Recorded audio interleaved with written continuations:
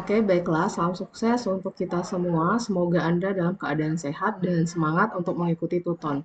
Pada sesi kelima ini, kita akan membahas tentang ekosistem, khususnya berbagai komponen dari suatu ekosistem dan suksesi ekosistem, berkaitan dengan modul 5.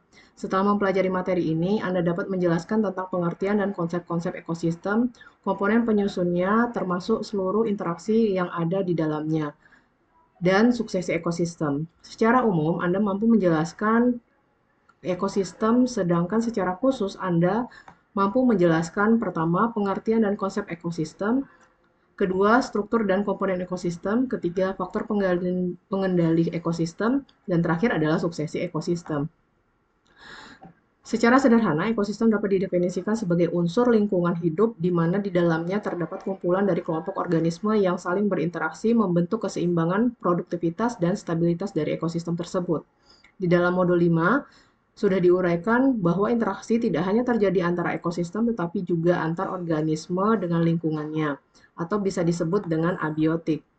Kedua komponen organisme dengan karakteristik lingkungan abiotik tertentu berupa suhu, kelembaban, jenis tanah, unsur hara akan membentuk ekosistem tertentu sehingga dikenal adanya ekosistem gurun, hutan tropis, savana, mangrove, padang rumput, dan kebun atau sebagainya.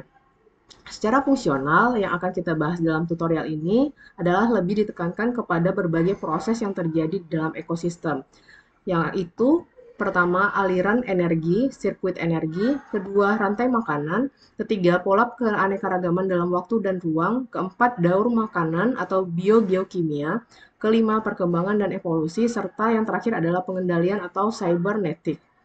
Perkembangan ekosistem selalu dimulai dari struktur yang paling sederhana yaitu individu. Selanjutnya berkembang ke arah populasi, kemudian komunitas, sampai akhirnya terbentuk ekosistem yang seimbang, stabil, dan mantap. Untuk lebih jelas, bisa lihat video yang ada di pada sesi ini. Faktor pengendali ekosistem adalah faktor yang secara langsung atau tidak langsung dapat menyebabkan perubahan dalam ekosistem. Faktor ini dapat terjadi secara alami atau yang disebabkan manusia. Saat ini, faktor manusia merupakan faktor terbesar yang mengendalikan ekosistem. Silakan baca secara detail pada BMP Ekologi Modul 5 KB1, peristiwa suksesi akan selalu terjadi pada suatu ekosistem.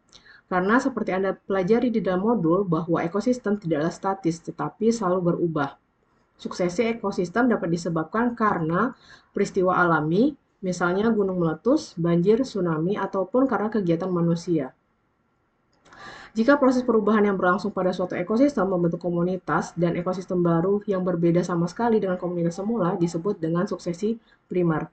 Namun, jika tidak terbentuk substrat atau ekosistem baru, masih sama dengan substrat sebelum terjadinya perubahan, maka disebut dengan suksesi sekunder. Perbedaan suksesi primer dan sekunder dapat Anda lihat pada tabel 5.1 BMP Ekologi Modul 5. Saudara mahasiswa, jangan lupa juga mengerjakan tugas 2 yang ada pada sesi 5 ini. Selamat belajar!